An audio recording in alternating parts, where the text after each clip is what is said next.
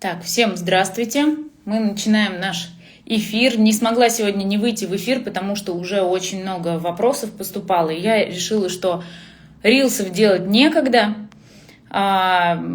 Некогда снимать ролики. На самом деле материала очень много, и я постоянно об этом говорю, но я просто физически не успеваю вот сторисы всякие вести и рилсы готовить. К сожалению, я пока не могу войти в этот ритм. Но у нас время не стоит на месте. Люди тоже не стоят на месте, каждый творит прекрасные вещи, к сожалению, которые потом нуждаются в комментировании.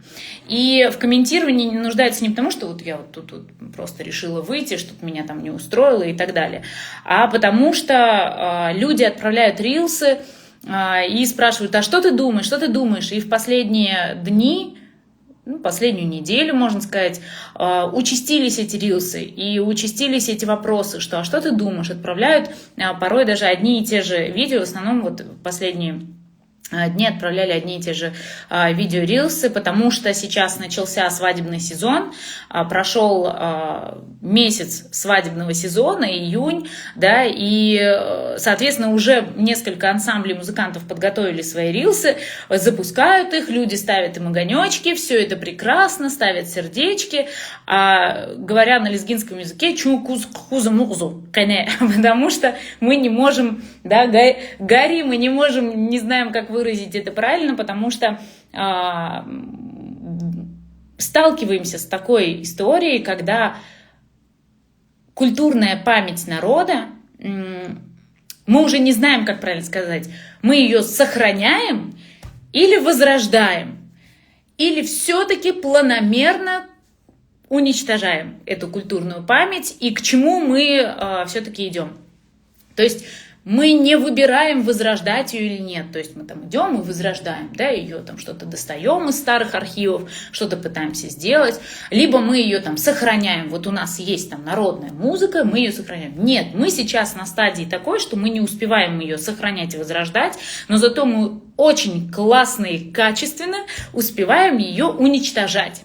Уничтожать так, чтобы буквально через 10 лет наши дети, внуки думали, что то, что сейчас происходит в свадебной культуре, так назовем это, да, в свадебной традиции музыкальной, что это норма, что это должно происходить именно так, что музыка лезгинская должна звучать именно так, и танцы должны именно быть такими, что даже у нас, да, с ближнего зарубежья, так сказать, приезжают гости и становятся популярными на лезгинских свадьбах со своими барабанами, при всем моем уважении к творчеству, да, почему-то вот нашим это заходит, потому что годами, десятилетиями у нас включаются эти ритмы, включаются эти традиции музыкальные, и народ постепенно начинает привыкать. Когда мы говорим о музыке, у нас случается такая история, и вообще в целом о культуре, визуально глаз намыливается и привыкает ко всему происходящему, и на физическом уровне человек привыкает к тому или иному ритму. То есть вначале тело может сопротивляться тому или иному ритму, ну то есть как бы понимать, что что-то не свое. Но когда ты попадаешь физически на свадьбу, предположим, и ты окунаешься в этот ритм, конечно же, из уважения к гостям или из уважения к хозяевам мероприятия тебя там не будет выворачивать, и ты не будешь сопротивляться или скандалить, им ушмани, ярить, унинал ктуна или что это такое-то. Бывает такое, но редко. И, в принципе, так делать, конечно, некрасиво по отношению к хозяевам свадьбы. Если хозяин свадьбы сам не позаботился о том, какая музыка у него будет звучать досконально, да, не позаботился об этом. Если хозяин свадьбы считает, что как бы вот он пригласил музыкантов, вот они что-то там как-то должны развлекать гостей. То есть роль этих музыкантов на свадьбах, роль этих музыкантов не только на свадьбах, да и вообще в целом в воспитании культурной традиции и в развитии культурной традиции народа, она недооценена. То есть мы недооцениваем, насколько физически влияет любая звуковая волна на человека. в целом на сознание народа и потом уже на идентичность человека в этом народе, да, то есть он как понимает себя, да, кто он такой, как лезгин, а что, как он выражается в музыкальном ритме, а вот так или не так. И знаете, в целом мне бы не хотелось здесь говорить только о ритме, мне в целом хочется рассказать про эту атмосферу. Мне отправляют рилсы сейчас рилсы со свадеб, где наша народная песня исполняется не то что неправильным ритмом, а уже максимально искажена манера ее исполнения. Мы до сих пор боролись с тем, что у нас там ритмы как-то неправильно исполняются. До сих пор мы говорили о том, что вот у нас вот песни есть под восточный ритм, но вот эта музыка должна быть там под ритм лезгинки и так далее. До сих пор мы говорили об этом. Но сейчас мы наблюдаем тенденцию того, что у нас помимо того, что ритмы меняются, у нас еще манера исполнения меняется. Манера исполнения вообще музыкантов, поведение на свадьбах, поведение, собственно, всех артистов, да, их понимание своей роли на свадьбе, понимание силы влияния на развитие культуры. Я не знаю, для них эти слова будут высокопарными или нет, как они воспринимают эти слова. Могут также послушать и сказать, что да ушло сзади, я да хона не заисанарин набор и не злазими веритма, а как на джамат лерн физаде не те злазими ви самосознание лузабурневать. Поэтому, к сожалению, мы не успеваем за этим следить. Мы не успеваем как-то реагировать на это. И тем самым параллельно мы получаем историю такую, что наши усилия в процентном соотношении с этими музыкантами, да, в процентном соотношении, они сильно слабы.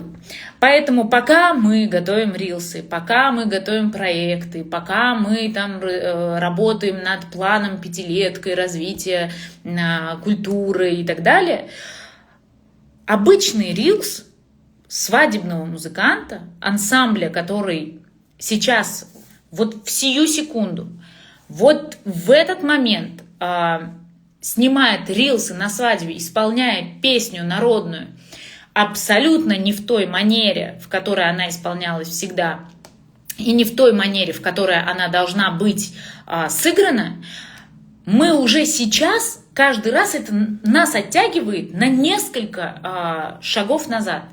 На несколько, причем с очень большой скоростью. Обидно до боли, потому что соотношение наших сил, оно очень такое, получается, несправедливо, неравноценное. И время идет, наши дети растут, такая музыка становится приемлемой, такая музыка уже на генном уровне воспринимается нормой. Такая манера исполнения лезгинских песен, когда все трясутся вокруг, все музыканты трясутся, люди там под этот ритм тоже трясут всем, чем могут, она воспринимается как норма, и наши дети, к сожалению, будут это воспринимать именно так. Когда я говорю, что гости и там, люди трясутся на свадьбах, здесь вообще без оскорблений, я сама очень люблю танцевать, и здесь вопрос не в том, что кто там чем как трясется. Вопрос в том, что музыка, которую они исполняют, ритм, который исполняется, он записан под универсальный, как это называется там, под универсальный такой сэмпл, где под нее уже ставится наша любая там мелодия. Современная написанная какая-то мелодия лезгинская, либо это будет какая-нибудь мелодия там народная. Просто вот это вот включается, вот эта кнопка чикада-чикад, чикада-чикад, чикада-чикад, и такая, знаете, еще бас такой, дуп-дуп-дуп-дуп, такое вот все, понимаете? И вот под это физически по-другому, статно, красиво, плавно станцевать невозможно. Физически вы не сможете проконтролировать свое тело. Что мужчина выйдет, непонятно, под этот ритм дуб-дуб вот так вот танцевать. Что женщина будет ровно так же под эту музыку изображать из себя прекрасный танец. Физически невозможно станцевать статный, красивый танец, который всегда был присущ лезгинам, под эти ритмы. Физически это невозможно. И поэтому, когда вы позволяете себе, уважаемые музыканты, уж сохраните, пожалуйста, вот эту возможность называть и обращаться к вам так. Когда вы исполняете вот так вот музыку, получается, мы приходим к тому, что люди, они невольно начинают так танцевать. Невольно начинают танцевать под эти ритмы неправильно. Вы подставляете людей, вы подставляете народ, вы подставляете хозяев свадеб, вы подставляете гостей, вы подставляете вообще будущее, вообще возможность сохранить как-то культуру. Сейчас речь идет в основном, я уже не говорю о других песнях, давайте остановимся вот на одной. У нас есть очень красивая песня «Перизеда». У нее есть два варианта. Она есть такая прям народная, которая исполнялась такая немножечко под грустный мотив, она есть под хлопки исполняющиеся, и есть, которую исполняла Джамиля Залова, да, исполняет. И у нас обычно это происходило так, когда появилась песня «Перизеда», очень часто ставили под эту песню танец, не всегда правильно, но какой-то танец могли поставить, либо вводить в ход жениха и невесты, сделать под этот танец. Дальше у нас появилась другая история. Появилась песня «Лир-лилай» Наировых, да, Наиры Рахмановой, где она сама заходила с этой песней. Это тоже мотив Перизеда, да, только с напевом «Лир-лилай». И очень красиво исполняла ее, исполняла вот именно выход невесты, красиво очень звучал. Она входила с невестой, дальше они все красиво там танцевали, все она провожала, было очень здорово. Было очень красиво, было очень интересно. Под Перизеда Джамили Заловой тоже очень красиво и интересно можно это сделать. Но дело в том, что наши музыканты решили, что эту песню можно исполнить под чикада-чикада-чикада-чикада, просто взять ее как песню, не как традиционную обрядовую песню, которая исполнялась только для невесты, которая была очень символична при входе невесты в дом. Но так как наши свадьбы сейчас переместились в рестораны, так как наши свадьбы переместились сейчас, основная, да, традиция, она вдруг из дома невесты там забирают, приводят ее в ресторан. Соответственно, естественным образом традиционная история с Перизедой переместилась в ресторан. Очень правильно ее исполнять при входе невесты. Это очень красиво, это очень интересно, это можно сделать очень, как сказать, колоритно. Но мы такое делали. Но когда эта песня превращается в обычную песню, под которую люди вдруг должны танцевать, вы забываете, вы искореняете культурную историю этой песни, значимость этой песни, вы искореняете, просто плюете прямым языком прямо вот в лицо всей этой истории, плюете на традиции, позволяете себе такую историю, где люди просто потом эту песню будут воспринимать именно так, как нечто такое легкое, свободное, под которым можно поплясать. Нет, это было не так. И если у нас есть певица, которую я очень уважаю, Кристина, да, дагестанская певица, она не лезгинка, она исполнила Перизеда вот в такой манере. Она имеет право это сделать. Кристина, певица, которая не является представителем лезгинской национальной культуры, представителем лезгинского народа, имеет право исполнить песню Перизеда немного в другом ритме, в котором она, как видит, некий такой кавер. Конечно, хотелось бы, чтобы она была исполнена как-то по-другому, но оставьте это право ей. Если вы являетесь представителем лезгинского народа, если вы являетесь представителем или человеком, который участвует на лезгинской свадьбе, играет музыку, является хранителем лезгинской культуры, вы хотите этого или не хотите, как только вы встаете на этот путь, дорогие музыканты, и позволяете себе играть на свадьбах лезгинских, соответственно, вы, получается, становитесь хранителями лезгинской культуры. Так какое вы право имеете петь ее не так, как положено? Тут есть несколько святых, вот таких, знаете, священных, ну, святых будет так неправильно сказать, да, но таких священных для народа песен. Эти песни, они, как сказать, такие, как столпы лезгинской национальной культуры. Вот они, непозволительно их менять, непозволительно трогать и их коверкать или что-то с ними вообще вытворять. Потому что буквально через 5 лет, да даже за это лето, вот буквально 3 месяца достаточно, чтобы эта песня сейчас прозвучала именно в этом формате, когда под перезада танцуют вот эти обычные танцульки просто у гостей на свадьбе. Да? Достаточно буквально вот этих вот 3 месяцев, чтобы эта песня воспринималась только так. Нашему народу много не надо. Вот они будут танцевать, они даже во время танца не будут понимать, что они танцуют под перизда, понимаете? Они просто будут чувствовать этот ритм, и вот что им музыкант предложит, под то они и станцуют. Не имеете вы права это делать. Не имеете вы права просто плевать в историю народа. Вот настолько масштабна эта трагедия. Это не просто какой-то каприз там нескольких людей, которые вдруг там решили, что они борются за сохранение культуры. Мы не просто решили, а мы видим в этом большую проблему и упущение, потому что 3 месяца вы так перизды попоете, с лезгинкой национальным нашим танцем упущение я уже молчу, мы пытаемся возрождать. С танцем нашим я уже молчу, мы пытаемся возрождать, пытаемся довести до ума эту историю с лезгинским девичьим танцем, лезгинским танцем джигитов. Когда мы фильм снимали сейчас, да, мы сейчас на стадии монтажа, да, за это лето должны закончить, поэтому растянулось это все. Когда мы ансамбль «Лезгинка» отвезли в Ахтынский район, когда мы пошли в Ахтах снимать в горах танец джигитов, знаете, на что спросили? Нам сказали, что а можете нам сказать, а при чем тут юждак и танец джигитов?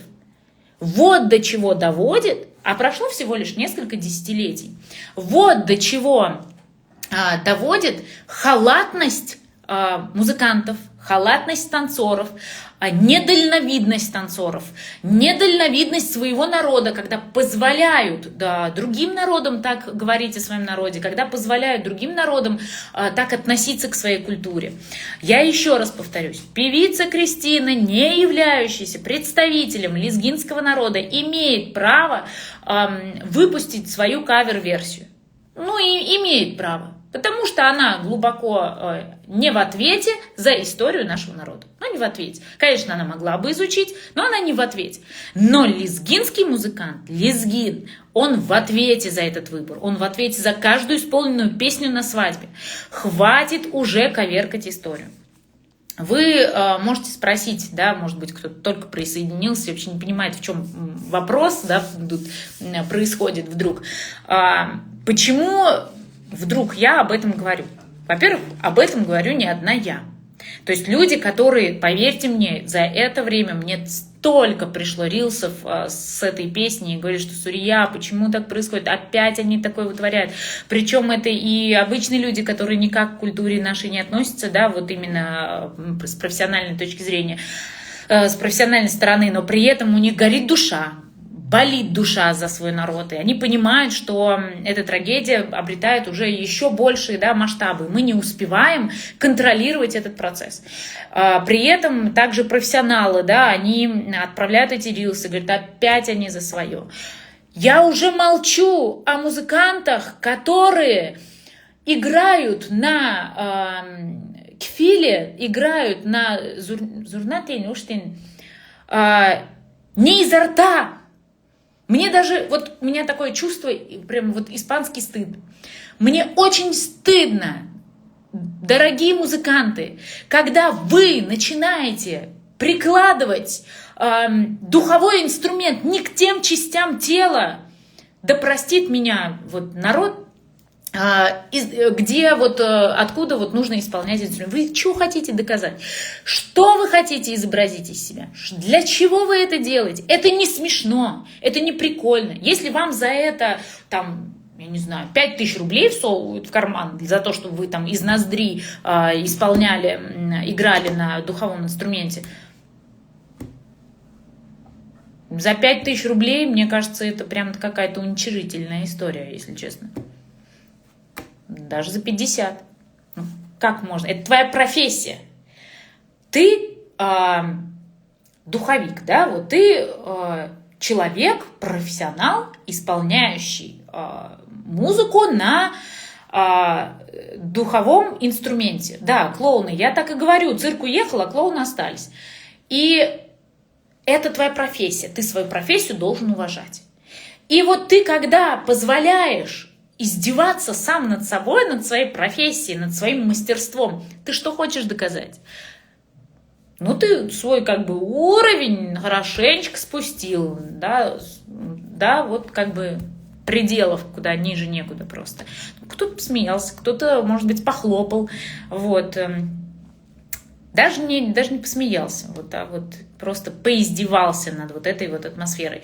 Поэтому мы занимаемся, конечно, возрождением культуры, да, мы стараемся, не то что возрождением, нам бы вот сохранением того, что сейчас у нас есть, хотя бы хоть как-то, да, заняться, хоть как-то попробовать вот успеть сохранить то, что мы делаем, вот то, что у нас осталось сейчас. Я уже не говорю о том, что нам надо отправиться в экспедиции, сохранять еще раз, мы не все народные песни сохранили, нам надо продолжать эту деятельность, нам надо продолжать свою работу.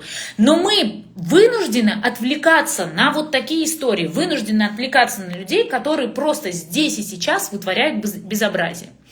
Проект «Возрождая душу. Лезгинская музыка сквозь века», он сейчас не должен останавливаться на своем, да, вот проект, который мой авторский, он должен идти дальше, он должен те народные песни, которые у нас есть, с заботой о ритме, о мелодии, о манере исполнения, о том, что хотела донести эта музыка, какие чувства тогда человек испытывал, исполняя или сочиняя, да, вот этот народ, какие чувства он мог испытывать. А эти чувства соответствуют ли переданные в мелодии, да, переданные в словах, в этом фольклоре, соответствуют ли эти чувства в этой песне с атмосферой, в которой жил человек. Вот так анализируют песни. В какой атмосфере он рос, в какой природе он рос, да, развивался, жил и так далее. Что с ним происходило в момент сочинения песни, при каких условиях могла возникнуть эта народная песня. Анализируя вот это вот все, профессиональный музыкант может сделать интерпретацию там, народной песни, да, как бы в современном формате. А не так, что в приоритете у нас заработать денег, нажать на кнопку, и чтобы народ тупо танцевал. То есть не просто танцевал, наслаждался свадьбой, а тупо танцевал, не задумываясь о том, какая музыка сейчас звучит, просто под чикада-чикада вот это вот все танцевать. Категорически так нельзя делать, даже не представлять. Вот прошел июнь месяц нашего вот этого вот 2026 свадебного сезона. Безобразие творится полное. Рилсы разлетелись, музыканты счастливые, поют, кайфуют, снимают, как народ танцует. Вы даже не представляете, какую адскую мину, какую вы подставляете нашему народу. Просто вот какую адскую мину. При этом я не хочу никого оскорблять. Я не хочу говорить, что кто-то тупой, кто-то умный. Не хочу сказать, что вы там вышли и вот такие недоумки там чего-то сделали. Абсолютно не в этом заключается моя речь. А заключается в том, что, ребята, остановитесь. Остановитесь, подумайте, поразмыслите, посчитайте песни. Хватит перепевать, выпускать песни чеченской мелодии, там, чеченской аранжировки, называя их новой лезгинской песней и петь под чеченскую мелодию, чеченскую аранжировку, петь песню под названием «Лезгируш» или «Лезгидруш». Новая вот песня вышла. Зачем так делать? Для того, чтобы сочинить лезгинскую мелодию, многого не надо. Надо посмотреть структуру мелодии, тональность, да, в которой вы как бы это поете. Надо посмотреть структуру мелодий, характер, ритм, соединить это воедино, понять, какое вообще, о чем ты хочешь спеть, написать песню, тем более у нас есть люди, которые пишут красивые слова к песням, и сочинить свою мелодию. Мы много раз вам говорили, не можете сочинить мелодию, не получается у вас, простенькую мелодию мы вам можем сочинить. И не я сочиню, попросим музыканта какого-нибудь, другого. Попросим, того же самого Рашида Бекерова нашего попросим, композитора, который на ходу просто сочинит, Кахриману Ибрагимову попросим сочинить мелодию. Кто на вас, сейчас будет злиться? Да никто. Просто если вы позвоните и скажете, что слушайте, вот песня нужна позарез, помогите, не сочиняется, нам надо до свадебного сезона песня, чтобы была об этом. Мы вам текст найдем, мелодию найдем. Не надо перепевать чеченские песни, не надо перепевать армянские песни, азербайджанские песни. Когда перепевается песня, посвященная Карабаху, перепевается с названием Лезгистан, вы как-то... Мне кажется, у меня даже слов не могу найти. Зачем? Зачем? Песня, которую исполняет Кристина «Зилизгистан», это авторская песня. Я вам расскажу, как у нас появилась история с тем, что перизды стали исполнять при входе, когда начали исполнять при входе жениха и невесты. Есть такой активист лезгинский, очень хороший парень, Джамал. Он как раз с Ахтынского района, здесь в Москве они живут, и он обратился: Суриявах, помоги, у меня Хкем Джамалди мой дед, я хочу на его слова, чтобы у меня на свадьбе прозвучала песня. Это было в октябре, по-моему. В сентябре он ко мне обратился: я хочу, чтобы прозвучала песня на слова моего дедушки. Что делать? Говорю, отправь несколько стихотворений, мы сейчас сочиним. Было очень непросто, такой период был очень сложный. И мы в итоге, я выбрала стихотворение «Зилизгистан», и Хкем Джамалди. И мы написали мелодию. Дальше должна была петь другая певица, потом мы еще смотрели, еще кто-то. В итоге песню спела Кристина, Джамал заказал песню Кристине исполнить. Кристина записала эту песню, очень красиво исполнила ее, и вообще большая молодец. То есть я сочинила мелодию, слова Хкем Джамалди, заказал эту песню его внук, и Кристина исполняет красивую песню. Песню, исполненную, записанную под контролем лезгинского народа. Лезгины заказали песню, она исполнила. Более того, она сказала, что она готова записать целый альбом, если вы захотите, все возможно. Это же здорово, это интересно, это творчество, это профессиональный подход. Если брать готовые, честно, по музыке это не больше выйдет. Если вы будете сочинять сами мелодию, будете сочинять сами, брать готовые стихотворения, менять их под песню, потому что не всегда под стихи готовые можно сочинить песню, надо ее менять, потому что, например, в словах Хкем Джамалди я меняла прямо, брала куплет, меняла под припевы, делала из его уже готовых четверостишей, и, соответственно, это такая работа, она возможная. Зачем брать чужой материал, чужую культуру и впендюривать ее, по-другому не назовешь, впендюривать ее в нашу культуру. Она неестественным образом, она не вписывается, естественным образом в нашу культуру. Она вызывает отвращение, отторжение. И потихонечку, первое время она может вызывать отторжение, но потом человек привыкает к мелодии. Он привыкает, слуховое восприятие привыкает, физическое восприятие, даже на свадьбах. Почему вы, например, не можете слушать музыку такую, например, дома, вы ее не слушаете, но приходя на свадьбу, вам чуть-чуть пока что вначале может быть неприятно, а потом вы привыкаете. Ваше тело привыкает находиться на свадьбе под этот ритм, ваш слух привыкает, вы уже приспосабливаетесь, начинаете разговаривать как-то, слышать друг друга и так далее. Физически тело умеет приспосабливаться к разной музыке, к разной атмосфере. Такая у нас способность есть. Но нельзя издеваться над народом. Пользуясь этой особенностью человеческого организма, физиологии, устройством физиологии, нельзя издеваться над своим народом. Поэтому народная песня, она не только про ритм, она не только даже про мелодию. Народная песня про дыхание, про смысл, про уместность, про традицию, про фольклор, в конце концов. И народная традиция и народная песня должна отвечать всем этим запросам. Даже сейчас очень много есть русских музыкантов, которые сочиняют современную музыку, современные аранжировки делают под русскую народную песню.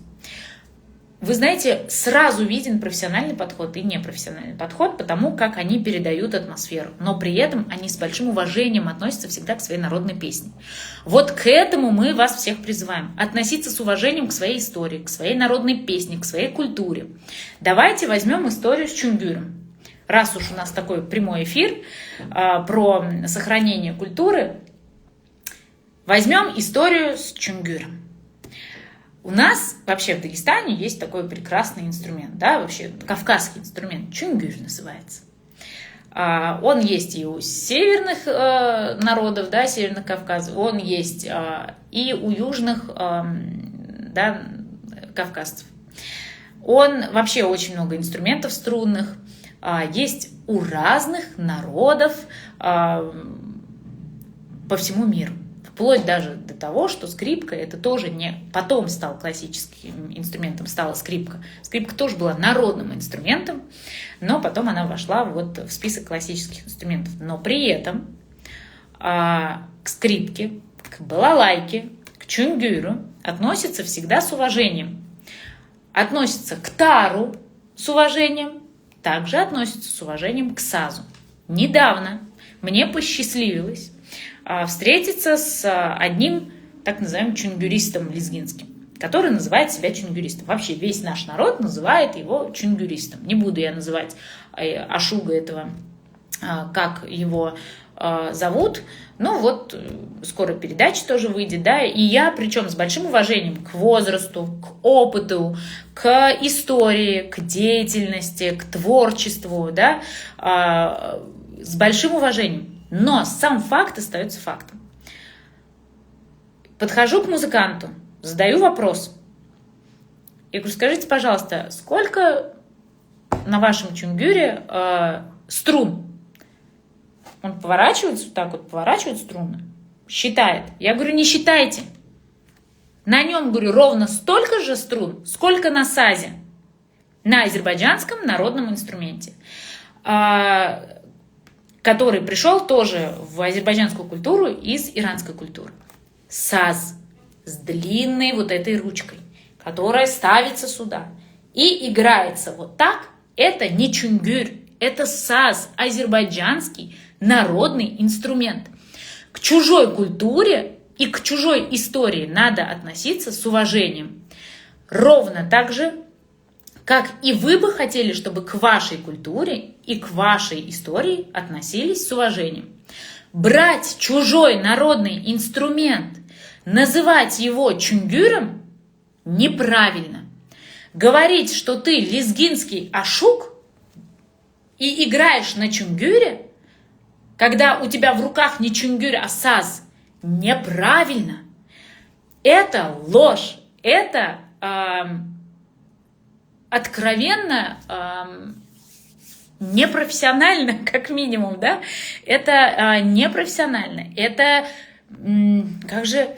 Я даже не знаю, какое слово назвать. Я в итоге, я сказала, говорю, не читайте, говорю, это ровно столько же струн, как и в сазе, в азербайджанском народном инструменте. На что мне сказали, да, ну а это чунгюр. Я говорю, почему чунгюр? Он говорит, ну у них чунгюр, у них, говорит, саз, у нас чунгюр. Я говорю, так не бывает. Саз – это саз. Балалайка – это балалайка.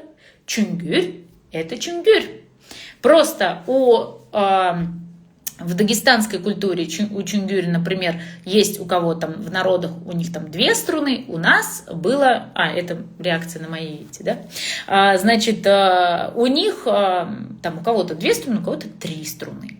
И по форме они там могут быть друг на друга похожи. Например, наш чунгюр может быть похож на саз по сравнению, там, или похож на домру он может быть. Да, он может быть похож на еще на что? На чунгюр, вот, который там аварский, например, да, он может быть похож на него. Может быть похож струнами, а может быть количеством там струн, да, предположим. А формой может быть похож на азербайджанский инструмент, или там на домру ту же самую, да, на какой-нибудь татарский инструмент и так далее. Он может быть похож. Но брать инструмент чужого народа и называть его чунгюром неправильно. Это все равно, что взять балалайку, встать с ней и сказать, что я играю на чунгюре, потому что в Дагестане струнный инструмент, играющий, на котором играют вот так вот, называют чунгюром. Поэтому я играю на чунгюре. Это балалайка, просто у русских это балалайка называется, а вот у нас это называется чунгюр. Но не работает это так. Это так не работает, это так неправильно. Поэтому в Юждаге у нас музыканты выходят. Я, может быть, не знаю музыканта, кто выходит, правда, с настоящим чунгюром. Я могу ошибаться. Если такой есть у нас, пожалуйста, покажите. Я буду вам очень признательна. Но в основной своей массе, причем в Дагестане продвигают эту культуру как единственно уникальную лезгинскую культуру. То есть не танец, не песня, не какой-то там девичий или какой-то джигитов танец, а чунгюристы. У нас выходят, которые исполняют, боже мой, даже не на чунгюре, а на сазе свои мелодии, свои песни, ашуги, выходят, исполняя на сазе лезгинские песни на лезгинском языке, и их представляют как некую отличительную лезгинскую культуру по сравнению с другими дагестанскими народами. Я с этим, и не только я, категорически не согласна. Мы категорически не согласны с таким представлением нашего лезгинского народа. Мы не только играем на чунгюре.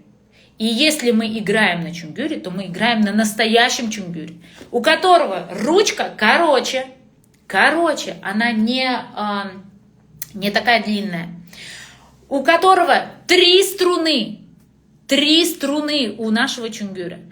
И у него по форме он не такой выпуклый, да, а он чуть поуже, дно у него поуже, поменьше, и оно чуть объемнее. Он чем-то похож на домру, но только больше. И именно с таким инструментом выступали наши ашуги тогда. И они не пели песни, которые были, знаете, с таким нытьем. Они, играя на чунгюре основу, некую такую мелодию, да, какой-то музыкальный фон для мелодичности, напевно исполняли стихи. Они не ныли, не плакали. Человеку, живущему в горах, в высокогорье, который выживает, у него каждая минута, человеку гор, у него характер совсем другой. Ему некогда ныть, некогда устраивать эти напевы. Он не выйдет со своим чунгюрем, устраивая плач о любви. Он может рассказывать стихи вдохновленно, он может вдохновлять своими мыслями других людей, но не ныть. Плач под инструмент саз, он свойственен людям, которые живут по большей своей части на равнине. Наши люди на равнину спустились позже, не в таком количестве. Они могли быть, да, наша культура она многолика. Наша культура очень интересна, потому что мы были как раз-таки на этой границе пересечения восточной культуры и кавказской, дагестанской культуры, северокавказской культуры. И через наши села, через наши поселения через наши города проходило очень много людей, очень много путников. Конечно же, мы могли подобрать очень красиво, вобрать в себя абсолютно любую культуру. Но мы могли ее, вбирая в себя, не полностью присваивать, а мы ее, вбирая, лишь только дополняли и украшали свою, то есть свой характер, свою манеру исполнения, свое отношение. Если мы слышали, например, да, лезгин в те времена услышал игру на сазе, там, в форме, как это делал, например, какой-то ашук, да, предположим, иранец какой-нибудь пел, и вот ему понравилось. Не сможет лезгин исполнить точно так же ашукскую песню, как это делает азербайджанец или иранец. Ну, не может он это сделать. Как турок это не сможет он сделать. А если он делает, то в нем лезгинского ничего не осталось.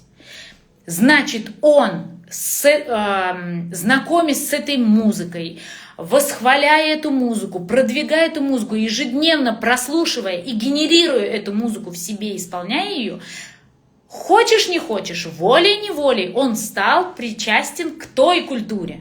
Соответственно, человек, исполняющий на сазе, я еще раз повторюсь, это не чунгюр, это саз, исполняющий на сазе эти песни, он становится представителем той культуры. Только она становится немного лживой, потому что человек, который не полноценный, это все равно, что я сейчас начну петь русские песни. У меня получится петь русские народные песни. Я смогу даже научиться правильным горловым вот этим вот исполнением, как они это делают, научиться правильно исполнять русские народные песни. Но по моему лицу видно, по моему характеру видно, что это будет неправда. Это не будет прожито так, как это прожито представителем культуры. Я не смогу сделать это так, как это сделает русский человек. Соответственно, русский максимально так сделать, как это сделает, например, лезгин, тоже не сможет. Вот есть в ансамбле «Лезгинка» очень такой интересный танцор, солист ансамбля Роман, по-моему, Стрельников, если я не ошибаюсь. Он ведет очень красиво блог. Вот он танцевал у нас тоже в фильме, да, и исполнял тоже, конечно, он был в составе людей, которые танцевали у нас для фильма, для этих съемок, да, приезжали. И Роман, он русский, ну, соответственно. И даже если вы откроете его профиль в Инстаграме, по-моему, Стрельников, если я не ошибаюсь, если вы откроете его профиль в Инстаграме, вы увидите, что он очень круто танцует лезгинку. Он очень качественно исполняет все эти движения. У него вообще, я в восторге от того, как он танцует. Он это делает очень красиво. Но все равно его манера исполнения, она русская. Он по-другому стоит, он делает те же самые движения, но они отсюда у него не идут, как от кавказца. Они по-другому исполнены, они по-другому прожиты. Даже несмотря на то, что он впитал в себя, да, дагестанскую культуру, он живет там в Махачкале, да, возможно, вырос там, но он все равно танцует по-другому. Все равно эта манера исполнения не такая, как это проживает, например, человек, представитель этой культуры, представитель этого народа. Поэтому, когда мы говорим об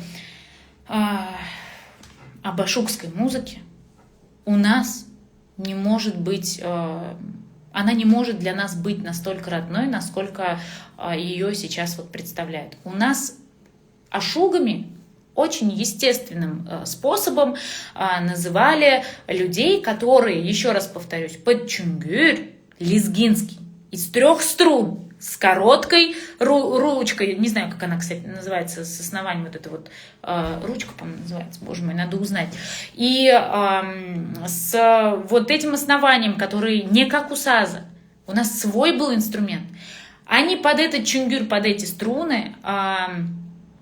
Кстати, мне надо будет выложить фотографию чунгюра, сразу же после эфира выложу в сторис фотографию чунгюра, который вот сейчас можно вообще в любом месте заказать в Дагестане. И их делают.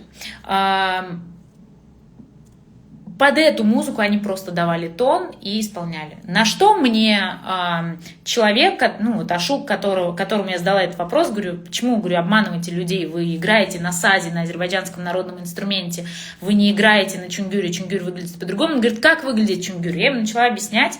Он говорит, да ты чё, это же рабочий инструмент был, а это красивый. Я говорю, как так может, как в смысле рабочий инструмент? Я говорю, тот тоже красивый, это не наш просто, это другой инструмент. Тут нет, говорит, это усовершенствованный. Тот был рабочий инструмент, а это усовершенствованный. Почему почему инструмент моего народа вдруг в ваших глазах, уважаемые там ашуги, стал некрасивым?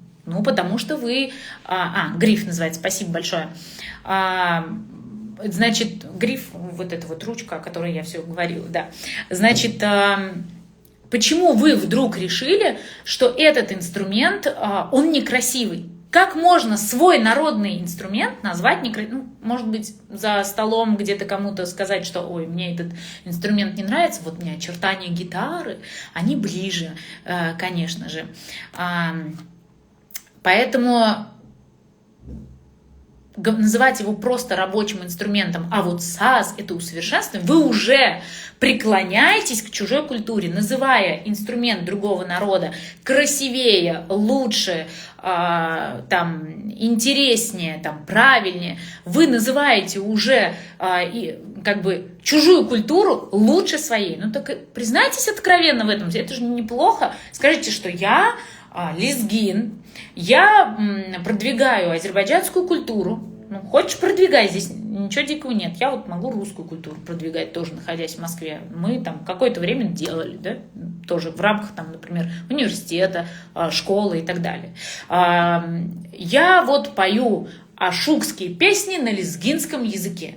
Скажи ты правду. Поэтому... На самом деле у нас диалог сложился, на что мне сказали, что вот это одно и то же. В общем, мы обменялись контактами, я обещала отправить, как должен выглядеть настоящий чунгюр инструмент. Попросила Аксакала, что, да, этого ашуга попросила, говорю, закажите себе инструмент, исполните, говорю, на нем. Исполните на нашем инструменте песню. Вот у вас же есть под ритм лезгинки, вы ходите с этим сазом, исполняете красивую, кстати, лезгинскую песню. Скоро она будет вот в эфире на РГВК. Вы вот играете, вы сыграйте на нашем. Говорю, как вы сразу... Да, вот Юрий занимается северными, да, музыкальными инструментами. Как раз-таки у нас вот проблема с чунгюром. Я, по-моему, Юрий вам рассказывала. Вот у нас сейчас продолжается, что используют азербайджанский народный инструмент. И... вот, к сожалению, называют его лезгинским, и более того, говорят, что это усовершенствованный лезгинский, он красивее. Жалко мало людей, да, Стхат говорит, что нас слушает. Я сохраню эфир, и я надеюсь, что его послушают чуть больше. Я уверена, что и музыканты, да, послушают и обязательно что-нибудь напишут. Однажды мне уже написали: займись своим делом. Я думаю, занимаюсь своим делом, все нормально. Вот, поэтому не надо врать народу. Ашуги исполняют песни восточной культуры на сазе. Лезгины исполняли свои песни на чунгюре, который они делали вот для себя, определенные там структуры, да. Вот мне вот пишут, что да, те ашуги, о которых я рассказываю, они думают, что лезгинка не имеет отношения к лезгинам. Даже смешно, абсурдно звучит, да? Какая-то тавтология получается, лезгин не имеет отношения к лезгинам. Дай бог, мы фильм доделаем за лето и выпустим его. Я все обещала, что мы зимой его выпустим, но все застряло на моей стадии монтажа, поэтому я приношу свои глубокие извинения, глубочайшие. Надеюсь, что мы это сделаем, и тоже это будет таким хорошим инфоповодом. У нас был, вот пишут, что, да, Занимхан пишет, что все из-за того, что у нас не было мастеров для создания лезгинских чунгюров, но потеряли свои инструменты. Есть человек, который делает по заказу, просто надо сказать ему сантиметр, как, чего, объем, показать пример, они спокойно делают, причем, кстати, очень недорого. Делают эти инструменты и делают очень интересно. Я вот себе тоже хочу заказать, все никак руки не дойдут, хочу попробовать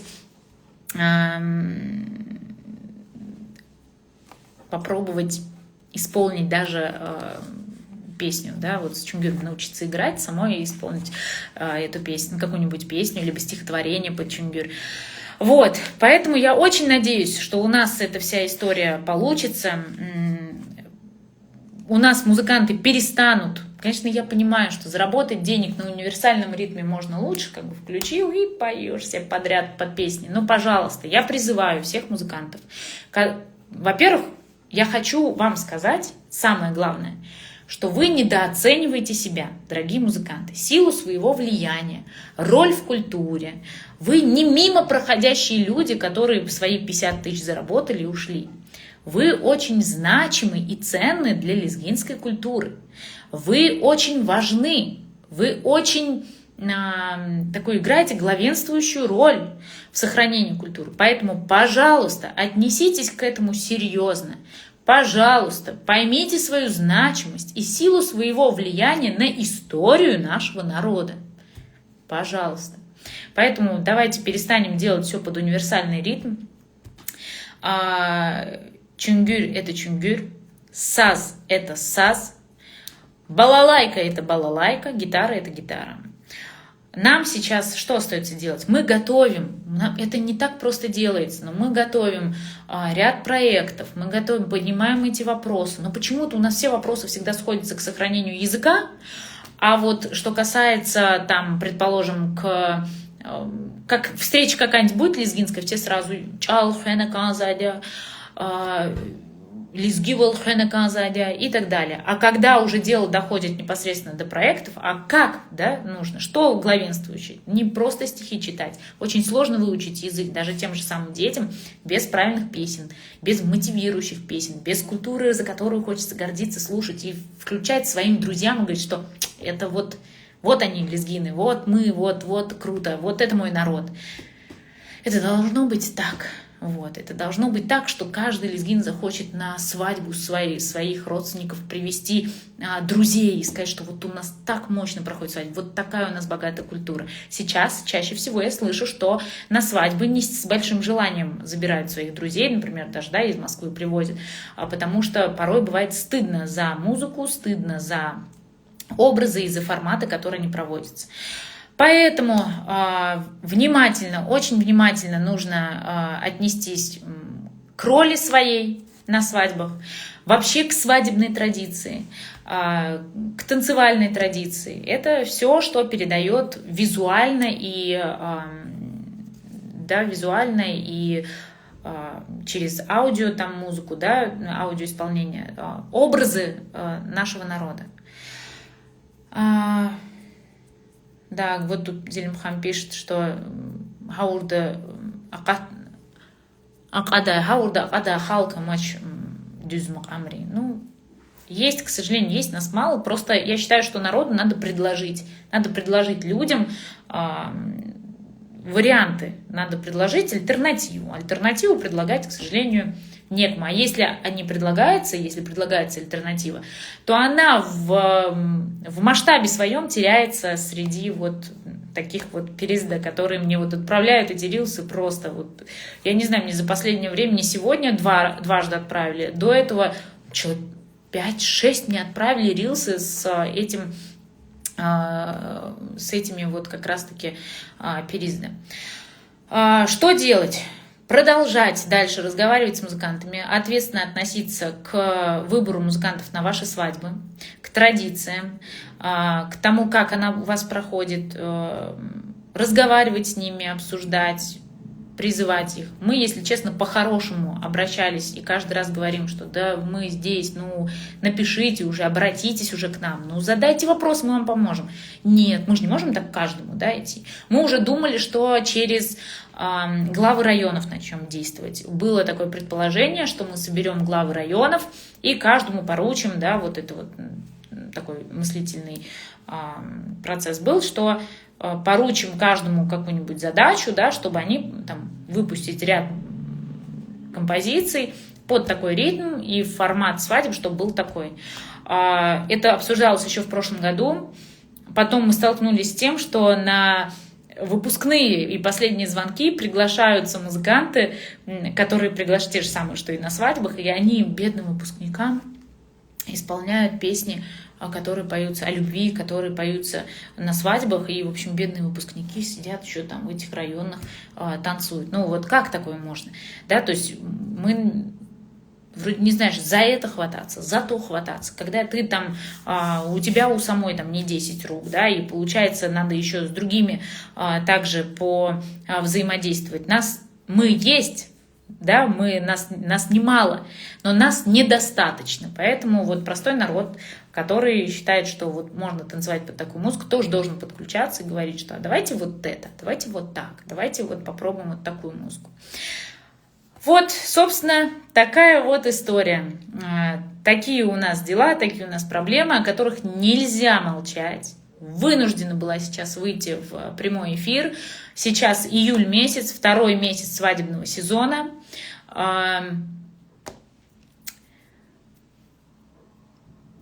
Честно, я даже не знаю вот сейчас в какое русло, в какую дверь биться, но вот я пока что попробовала это сделать через прямой эфир.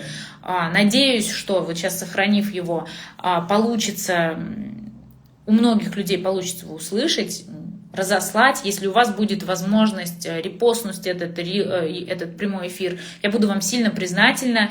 Давайте писать под комментариями тоже, да, в комментариях писать, какие проблемы, может быть, какие-то идеи у вас есть, как мы можем объединиться, решить этот вопрос. Может быть, у вас есть идеи, вот планы пятилетки, может быть, есть какие-то вещи, а всегда так бывает. Вот мы там, например, у нас может быть замылен мозг, да, какой-то односторонней версии, да, происходящего, а вот там вы, да, как сторонний наблюдатель, знаете намного больше и чувствуете больше. У меня, например, папа не был музыкантом, но он всегда чувствовал музыку очень точно, очень правильно. У него были правильные, он очень классно и круто анализировал вообще в целом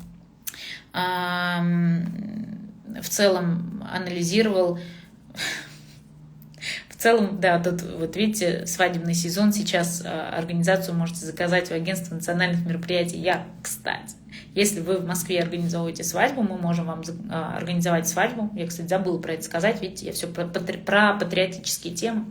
Мы можем организовать вам свадьбу в соответствии со всеми национальными традициями. Если свадьба не в Москве, то мы можем вам дистанционно помочь с написанием сценария, организации и так далее. Поэтому, если что, обращайтесь.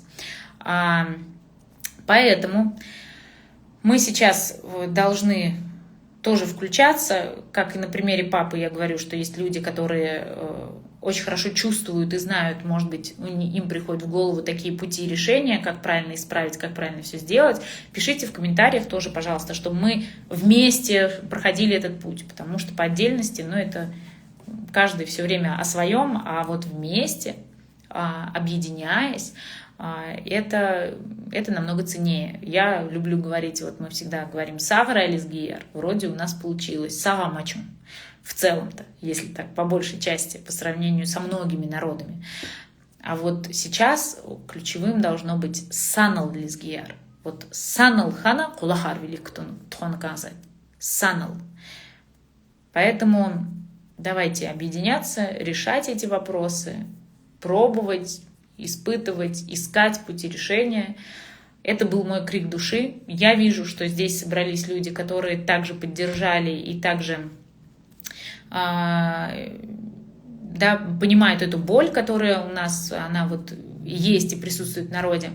Если получится разослать, репостнуть и поделиться этим рилсом, буду очень признательна. Если есть вопросы, пишите, давайте попробую поотвечать сейчас, я сейчас попробую поискать. В целом эфир был вот про вот эту трагедию нашего народа. Так, поддерживаю вас на 100%, народ уже не переубедить. Это грустно. Ценности уже не те. Самое главное, чтобы свадьбу превратили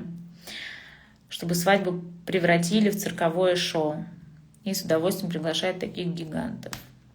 Да, кстати. Но свадьба ни в коем случае не должна быть цирковым шоу. Это вообще такое сакральное мероприятие, свадьба. Это не просто вот привести всех там, да, радость семьи, накормить, напоить и все. Нет, это создание семьи, объединение двух родов. И это, не временное событие.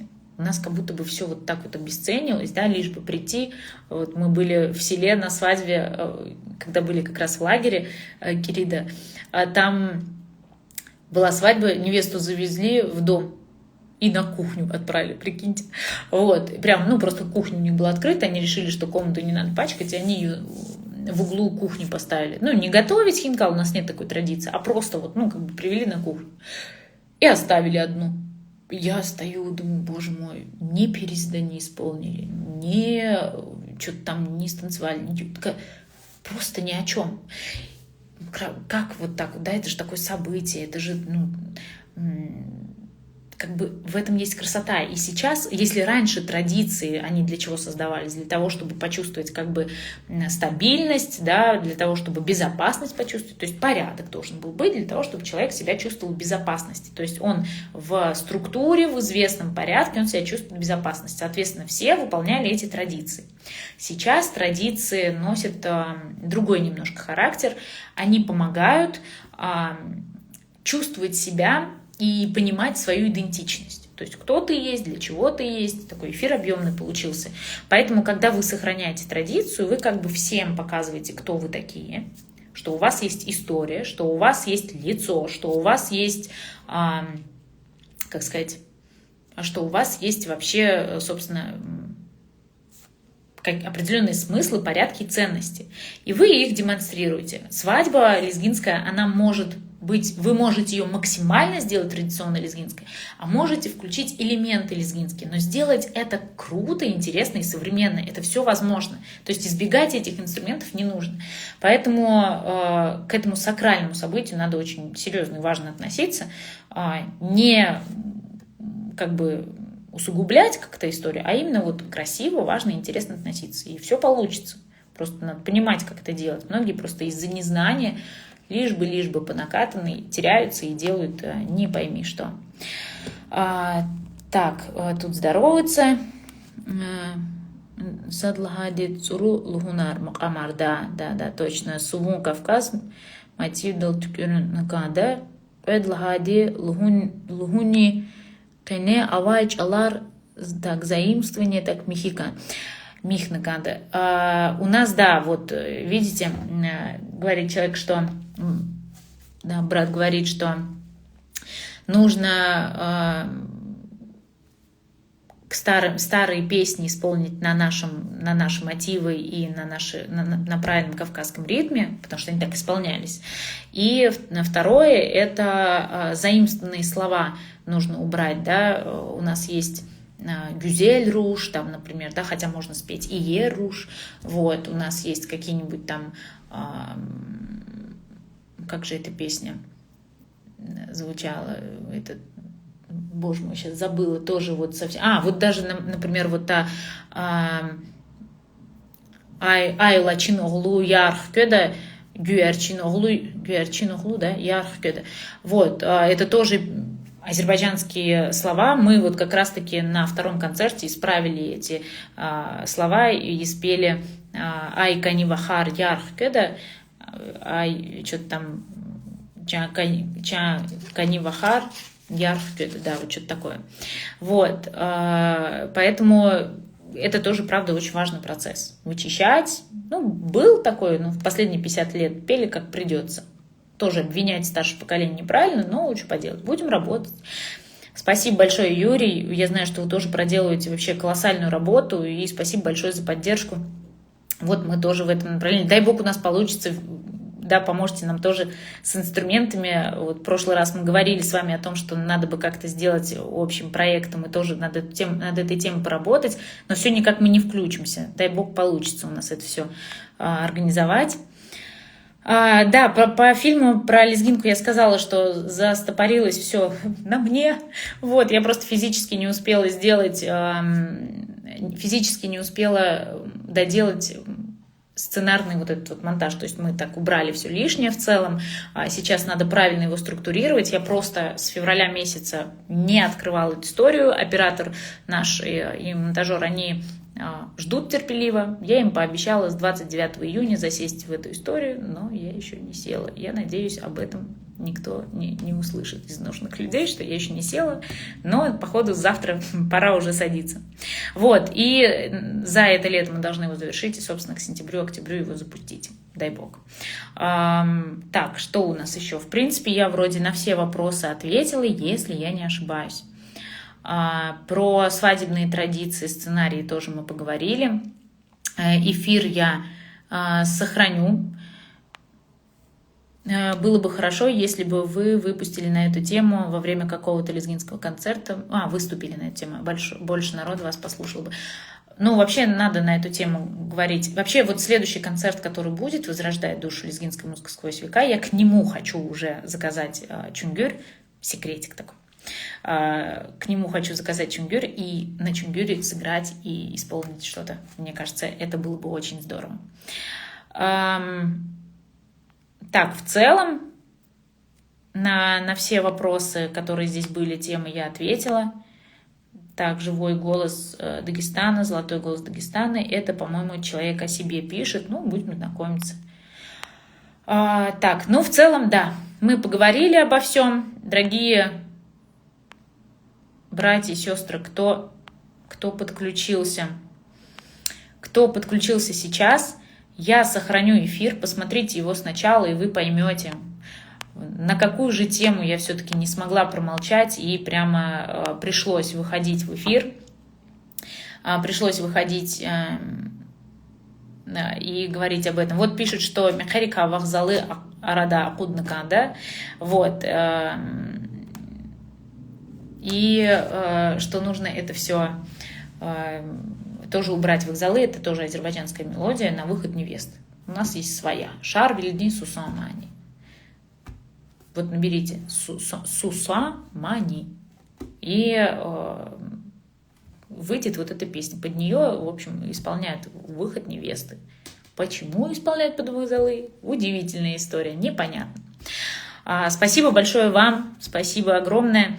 Обязательно выступите музыкально и с обсуждением музыкальной темы. Да, дай бог мы сделаем. Все всегда, если честно, упирается в бюджет. Вот я здесь, вот я всегда люблю говорить, все называть своими языками, все своими словами называть.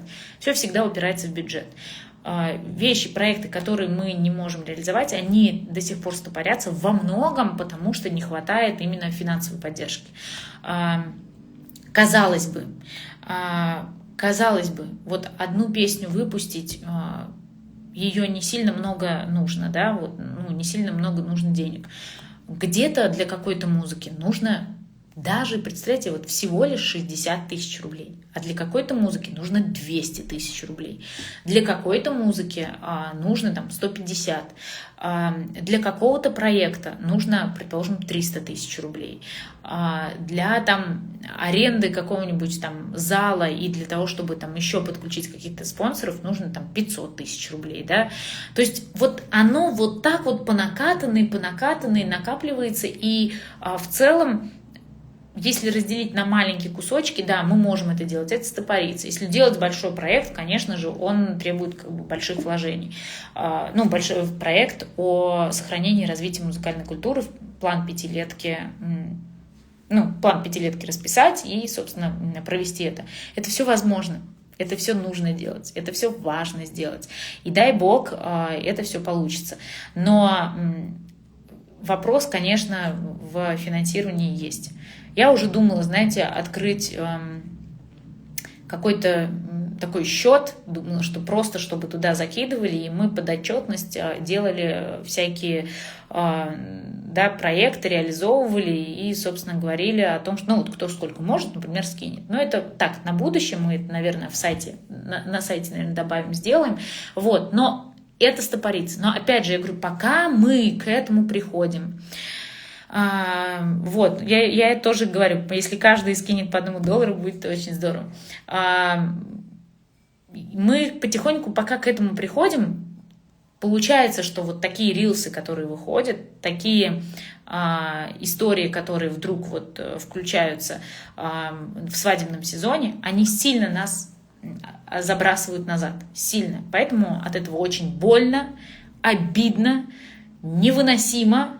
Приходится вот так вот разговаривать. Я надеюсь, что мой рилс посмотрят, кто-то сделает выводы, кто-то поддержит, кто-то напишет еще какие-то идеи, и мы вот таким образом потихонечку решим все свои вопросы. Спасибо большое, кто сегодня присутствовал, кто дошел до этого рилса, у кого получилось включиться в эфир. Спасибо тем, кто подключился уже в записи эфира, начал смотреть и досмотрел до конца. В общем, ждем ваши комментарии, пишите в личку, пишите вот в комментариях именно под этим прямым эфиром. Ну, будем решать вопросы по мере их поступления и, собственно, развиваться вместе во благо нашему народу. Всем спасибо, всем хорошего, доброго вечера и, по традиции, Сагра Лизгияр, Санал Лизгияр.